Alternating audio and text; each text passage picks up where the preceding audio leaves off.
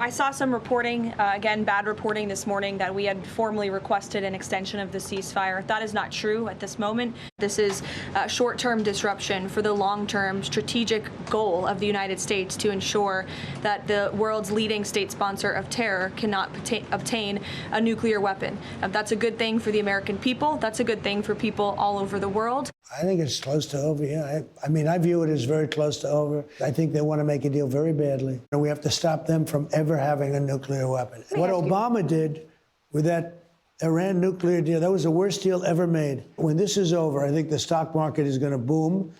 It's already booming. Here's where we are on, fundamentally, the president set a policy. Iran cannot have a nuclear weapon, and right now we are negotiating to make sure that very thing happens. What he's basically offering to Iran is very simple, and frankly, it's something that no president has had the ability to offer.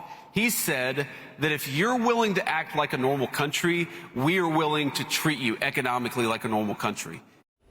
First, that was Press Secretary Karoline Leavitt saying the reports are wrong that the U.S. requested to extend the ceasefire with Iran. And then that was President Trump telling our Maria Bartiromo that the end of the war with Iran, quote, is very close. Plus, Vice President Vance reiterating that the deal is for Iran to finally be treated economically like a normal country, that an apocalyptic terror regime cannot get a nuclear bomb. The Pentagon reportedly surging 6,000 more troops in the Mideast.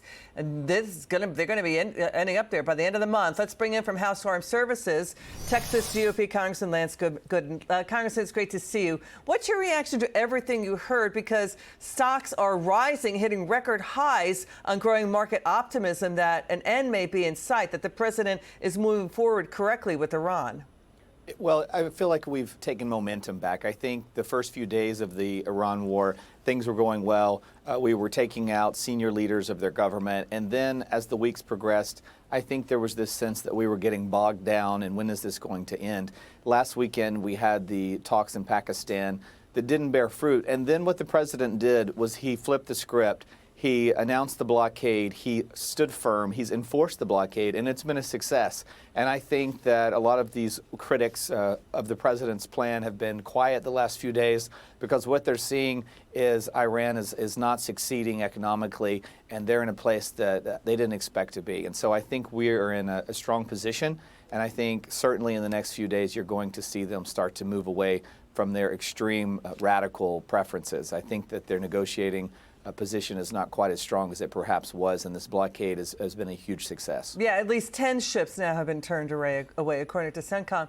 So is it your assessment that the president can get Iran to give up its enriched uranium for nuclear bombs? Apparently, it has nearly 1,000 pounds of enriched uranium. Do you think Iran will give it up? I think that we'll eventually get to that point. I hope that we don't have to go down the road of even continued force, but I think this blockade is really going to make a difference. I think that seeing things, reports in the media where China is agreeing to perhaps step back, I think the threat of tariffs to China and other assisting nations to Iran are very serious. And I think the president is not just talking tough, but he is actually being tough, and he's going to hold the line, and he's not going to settle for anything less than a non-nuclear Iran. I believe that the American people are on board with that, and I think that these gas prices will go down, just as Karoline Leavitt said they would, in the coming months. But I believe we're near a resolution and that the end, in a positive way, is near for this military action. Congressman Lance Gooden, thanks for being with us from House Armed Services. Great to have you on, sir. Thank you.